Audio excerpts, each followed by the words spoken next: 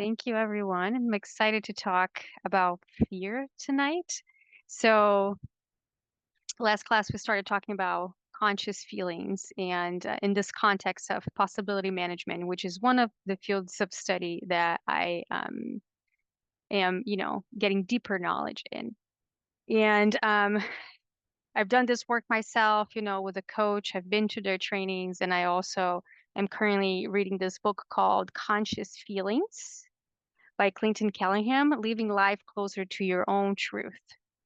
So, if you ever wanting a book that will really just, crack open some old beliefs and ways of thinking, this is it. It's been like so revolutionary for me to start to understand my feelings better, and not just understanding in this logical mind, but really in my emotional body.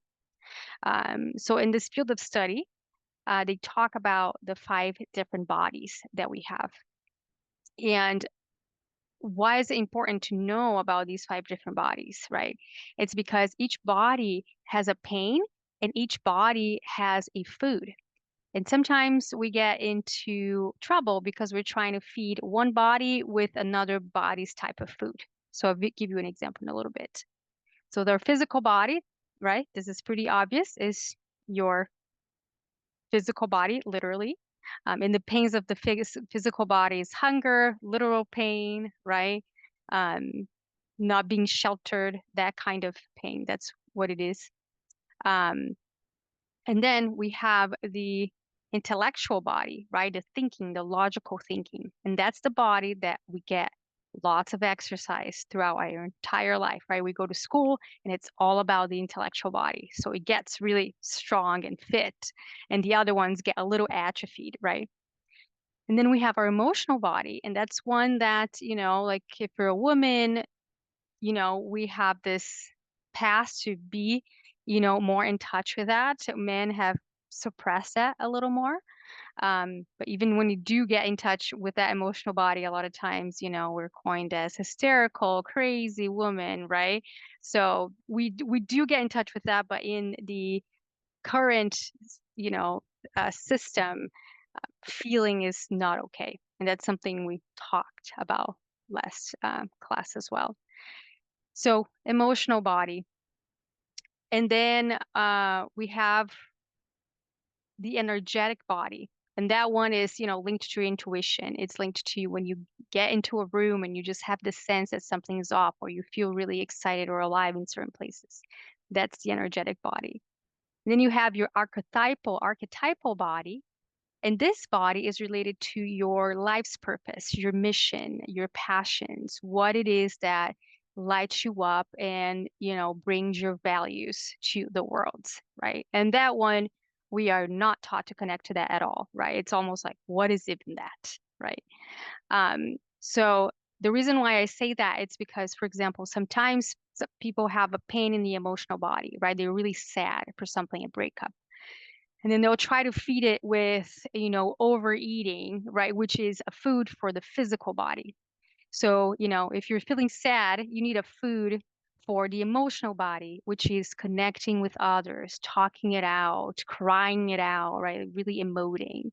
Um, that's not to say that, certain things can't help the emotional body, but we just need to be thinking about, okay, which body is in pain right now, and how can I feed that body specifically? So yeah, feeding the physical body really is feeding physical food, giving it shelter, giving that safety, exercising, right? Taking care of yourself. Feeding the emotional body, that is, going to therapy, calling a friend, connecting with your own emotions, taking conscious time to connect to your emotions. Feeding the intellectual body looks like reading a book, learning something new, being here in this class and trying something different, right? That's part of that. Feeling the energetic body is having energetic um, hygiene, right? Doing your cleanses, having your crystals, trusting your intuition, like whatever it is that you feel like, different places, different cultures have like different herbs that they burn, or like herb baths, or different things that they do for this energetic hygiene or energetic, feeding your energetic body.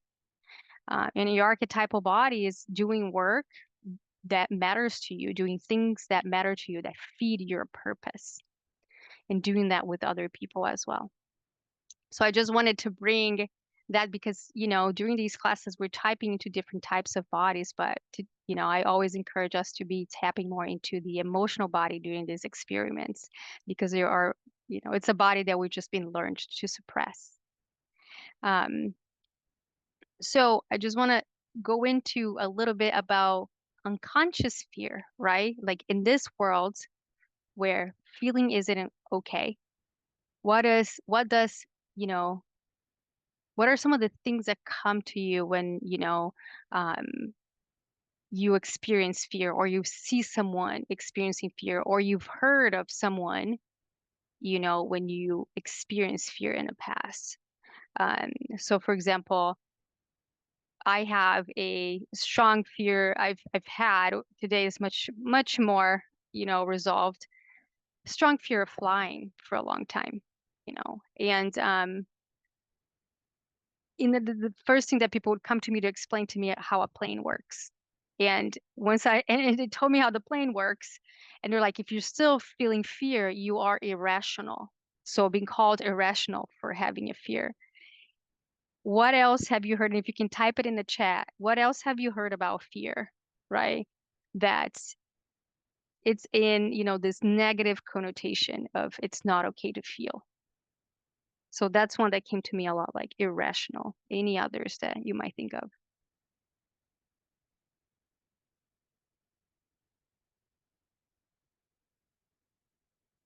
You're a big baby. Yep, exactly, exactly. That one is huge. The Chicken Little. Let me know if anyone else has, other ones that come to mind is like hysterical, right? Like you're afraid, you're scared, you're hysterical. You're powerless, you're stuck, you're weak, right? Just weak for feeling fear. You're incompetent. You're not confident enough for feeling fear. Childish, untrustworthy, overreactive, right? Those are all labels and feelings and things that we've heard or felt for feeling, specifically feeling fear. So today during this exercise, I'm just going to invite a little bit of the energy of fear. And then yesterday, last week, we invited a little bit of energy of anger. And the reason I do that is just so you get to understand how it feels in your body, how the energy of fear feels in your body. And then we're going to bring the conscious awareness to, okay, what it is to consciously feel fear. What is it telling us, right? What is in the light, how do we look at fear? So does everyone have a pillow? The exercise that I propose is just a little bit of, it's going to start with the body and it's going to start with the breath. And then we're going to follow with 3 big screams in the pillow. And for the screams, I want you to picture one of these like scary movies, where the lady or the person just looks at, I don't know, the monster just like that kind of scream. Okay, that visceral kind of scream. The one that we don't get to do ever because it's hysterical, it's overreactive, it is, too much. But here today we have that space and if you're feeling comfortable doing this, I'm not doing my job right because it's supposed to feel uncomfortable and awkward and what are we doing? But it's just to get us comfortable with or like acquainted with conscious fear, with the energy of fear. Okay. So who's with me? Shall we try? Okay. So the first will be, okay, the breath and the hand shaking. All right.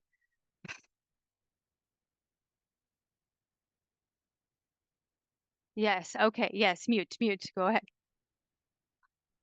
Bring the breath. It's short, it's shallow, it's labor. Okay. Bring the hands.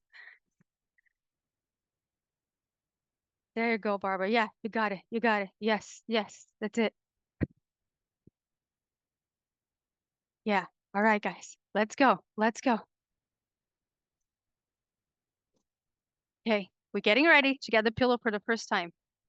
Yes, yes, Dorothy, I see you. That's it. That's it. That's it, Renee. Yep. Yes. Yeah, Kelly. Yes, that's it. That's it. Carol, I see you. Yep.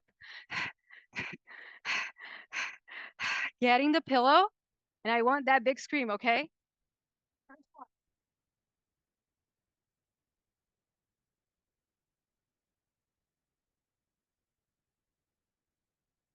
There we go. Yes, yes, I see you all. Yep. That's it. That's it, Kelly. Yes, Valerie, that's it. Yes. Yeah, Renee, that's it. All right, we're gonna go for a couple more screams, okay?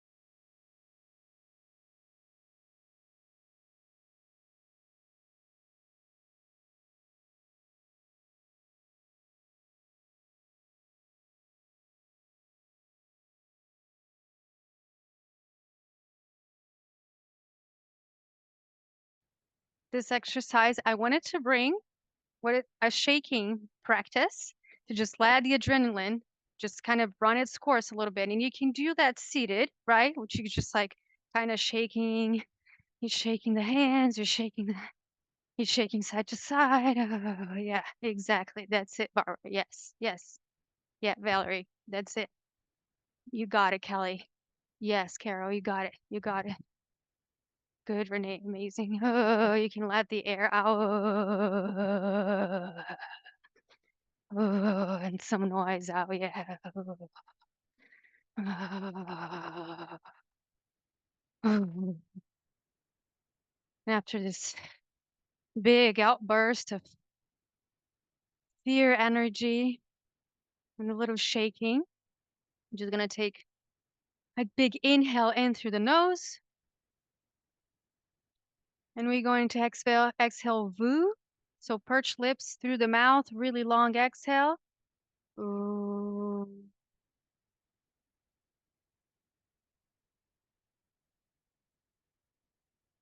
Inhaling through the nose. Ooh.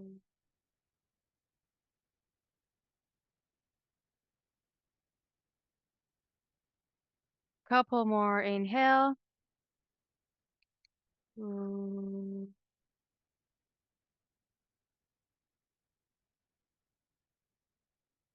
And then last one. In through the nose. Ooh.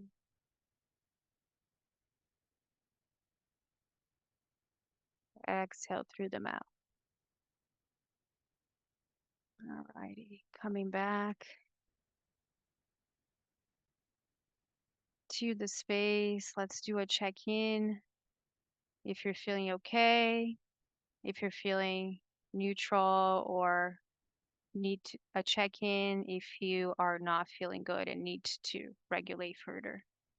And the reason why we do this unmixing, that we're just doing exercises to feel the energy of each of the four feelings, sadness, fear, anger, and joy separately, is because each one of them carry a a knowledge, a wisdom for us.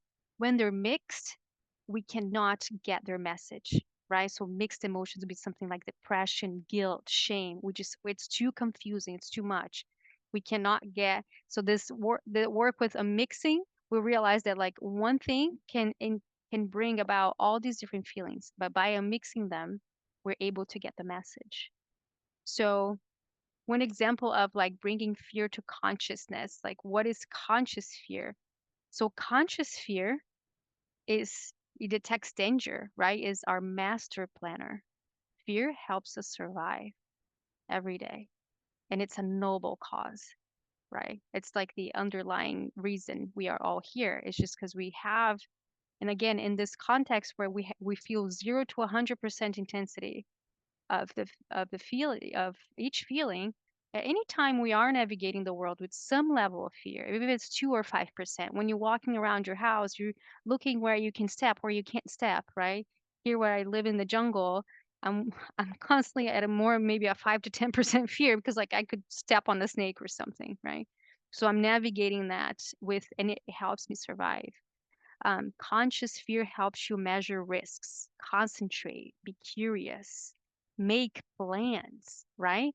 Why do we make plans? Because we want to be successful into, into that plan, into whatever it is that we're doing. We are coming up with scenarios and mitigating, you know, um, situation that won't be good for us.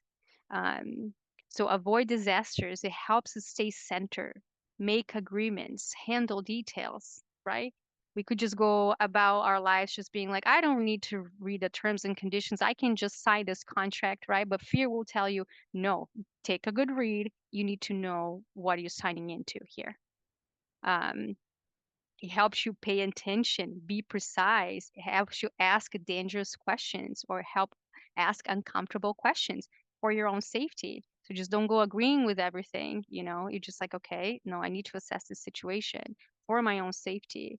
It helps you innovate, make mistakes, um, stay present, be alert, face the unknown future. It's fear that helps us face this unknown, and know that, okay, whatever comes my way, I will assess the danger at that point, right? So it's beautiful to use fear bringing into consciousness and just have a different relationship with it. Um, so Carol said, oh, that's what you said. My fear brings anger, which bring tears. So the fear brings, it's like, are you scared of something? Maybe someone or a situation, and it brings this anger. You are doing this with me, right? Like this anger of, like, okay, the persecutor, it could be one scenario, and then brings the sadness, right, of like, oh my gosh, what has this happened to me? Or, it's just like we can have multiple feelings about the same thing, and here we're doing this mixing work. um can anyone, if you want to share just quickly in the chat before we go over into the art, I just want us to see if the energy of fear, what caused in your body, like for example, mine, I could go for a run because I'm like my heart is racing and I'm like now, in this flight kind of energy. I'm like, yeah, I could go running, or I could go, like getting something done for my business because it's just kind of like brought the energy up a little bit. Anything that you felt in your body. We saw the tears from Carol, and Renee too also said the sadness came up with this exercise. Let me know in the chat what came up for you. So Linda says, sorry to be leaving the class, but I'm still recovering sinus infection beyond screen gravitating. Okay. All right. Thanks, Linda. Thanks for being here. Let me know what else showed up to you during this exercise.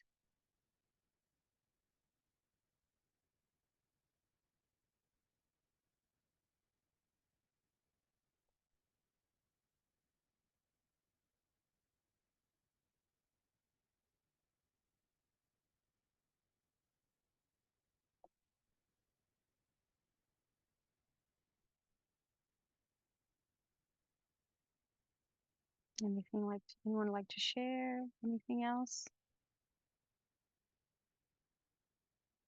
It seems easier and to feel and express anger than fear. Yep. Mhm. Mhm. Fear is that's the one that we have this resistance because that's the whole, a lot of times the whole base of anxiety is the fear of the fear, right? We just like, if I get into the rabbit hole of feeling fear, I might never get out. That's how I felt with fear for the longest time. But then getting into the practice of like really tending to my fear and listening to it and being present with it, I understand that it runs its course and it peaks and goes, right? Yeah. Awesome. Thanks, Barbara. Okay, Julie, I think we joined. Yeah, let me know if anyone else would like have anything else to say. Oh, thank you everyone for going on this journey with me. Next week we will talk about sadness, which is strangely one of my favorites. Um, and yeah, I just encourage you to continue to run these experiments in your daily life, right? If times where you're feeling particularly stuck, you're feeling off, something is going on, but I just don't know. It just feels overwhelmed, feels too much. I recommend you start with anger. So start with the exercise, see what it comes. If tears come, then cry. If, you're feeling heart racing, the breathing's getting shallow, and you're getting into fear, do the pillow and see how things move. There's a lot of there's a lot of power in these practices. All right. Well, thank you, everyone. Keep letting us know in the chat how you're feeling through all of this. I'll be moderating the chat, and I'm here to help you regulate or complete the loop if something got steered and stirred and needs to be, held to completion. So thank you so much, and I'll hand it over to Renee. Thank you for facilitating that. I appreciate that. Yeah. When Emily and I were talking about fear, I had to think about what kind of exercise I might like to do. Like, do I want to do something that's a scary exercise? Like try to draw our demons or the things that scare us or whatever. And I decided to approach it a little bit differently.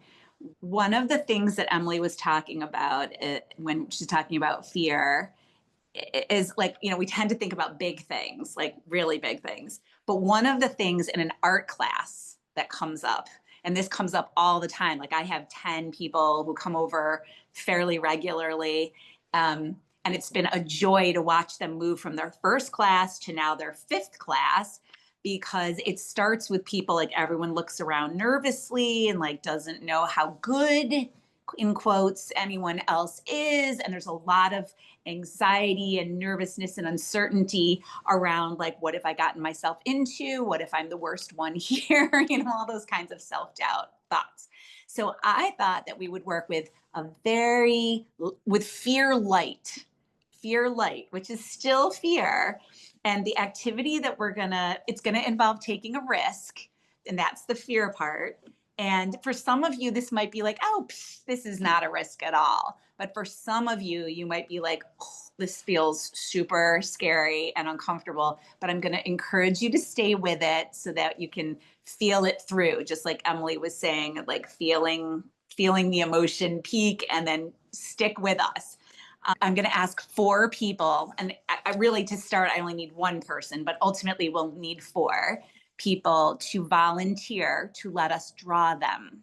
So some people are going to have that really weird feeling that there are a whole bunch of people just staring at them and drawing them. So that's one part of the fear thing, is like, oh my God, they're drawing me, and what's that going to look like and all that kind of thing, and how that's going to feel on the other side. And then the drawers are going to have that feeling of like, oh my gosh, I have to draw somebody. Am I going to have to show it? What if they think it's terrible? I don't want them to be mad at me. And then there's all that apologizing that starts to happen. Like, don't be mad at me. I'm not a good artist. Right. It's terrible. You're much prettier than this, like all that kind of stuff. So what I'm going to ask everyone to do tonight is pay attention to that inner dialogue, what comes up for you. And let's not do any of that. And let's try really, really hard not to apologize for this process. We're going to just be brave and be like, this is what I did in 4 minutes. Like, here it is. And it's fine. It's all fine. So that's what I'm asking you to do. And then we'll work off of that. So to start, let me flip my page around. Start this exercise, you're going to want to use either a piece of watercolor paper or mixed media paper, and then use some painter's tape or masking tape to just create a grid. So you're just dividing the paper into 4 sections. over to the side maybe. So I'm just going to show you, like, I have some paper, or maybe you have another sheet of paper. I would love it if you would grab another little sheet of paper, and I would just like you to do a tiny little bit of pre-writing about how you feel right now, like what this is bringing up. That I've told you the activity is that somebody's going to be, 4 people in this class are going to be drawn, and the rest of us are going to be drawing. So I guess the question is, how do you feel about drawing someone? And how do you feel about being drawn? Let's just take a second to write on that.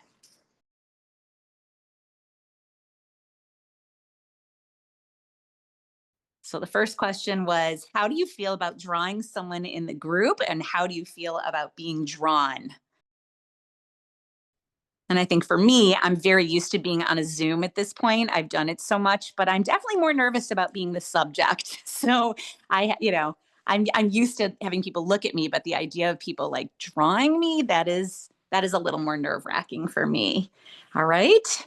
So just push that off to the side. We're going to revisit that when we go into the groups, because we're going to be sharing a little bit about what you thought before and see if it matched up with your after. At this point, I asked for a volunteer to be our first subject to be drawn. What you can do to simulate this experience is you can pause the video on each participant's face and then do the drawing, and then you can come back to the video to continue forward. And if you're somebody who finishes sooner, you can look at the background a little bit and see if you can put in a little bit of the background for interest.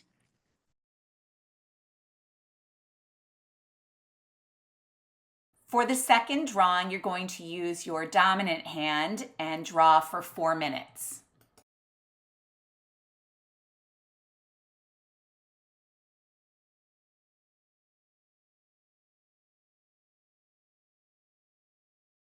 This is where things get interesting. For drawing number 3, I would like you to not look at your paper and just try to stare at subject number 3 and make one continuous line drawing.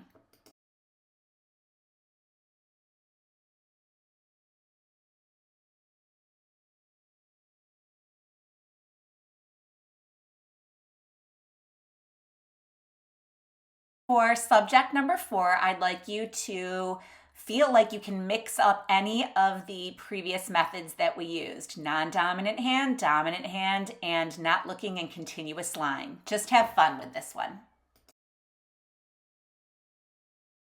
Emily got us all squared away into breakout rooms, and so what you're going to see is what happened in the breakout room that we were in. So what was this experience like for you? Like, which It was was it was fun. I really liked the first one and the last one. The first one because anytime you use your non-dominant hand, right, you're like all these neurons are going off in your brain because it's like, what am I doing? You don't have any control, right? So yeah, it's like, it's just funny. yeah. And then the last one, I was the most confident because it was like we did all the different styles and it was fun. And so I guess I like that one the best because it combined everything. The hardest one Yeah. was where I didn't look down, where I had to do Jerry. That was Yeah. really hard. So Because hard. yeah, because I had all the feelings come up too, of like the guilt that, like, oh, it's like a mess and very childlike, and all, you don't want somebody to feel like I you want know what? to, or After the your mouth doesn't really look like this. But no, see, after the first one, I didn't feel like that because everybody was in the same boat. Right, right. You know what I mean? So it's Yep. like it's okay. Yep. I guess I felt safe because I'm like, we're all in the same boat. Emily, which one was the easiest for you, and which one was the hardest? Oh my gosh, the hardest was, yeah, this it was Jerry, because I didn't look. I really didn't Yeah. look. So That's like, what I said too. Yeah. Yeah. but like it's almost like some sort of like there's a name for this, like modern. It just felt Oh, like some sort of artistic style where like you take the parts and it kind of, and actually I think it's the one I like the most. It's awesome how it turns out. We returned to the larger group. I encouraged people to select one or two colors to integrate into each one of their paintings. I decided to incorporate one color for each window, and this is how mine turned out. After we finished coloring, I encouraged everyone to take off the tape grid for the big reveal. I ended up staying on the call a little bit longer and ended up just kind of doodling on my drawing a bit. And so I used a black gel pen to make all kinds of little details in this piece. This is not something that you have to do at all, but it was a very fun exercise. And that is it. Together we conquered a little bit of fear and had a little bit of fun. Hope you enjoyed this exercise. She's always making something. She's an artist to the core. Raz Jacobson, Dot Store.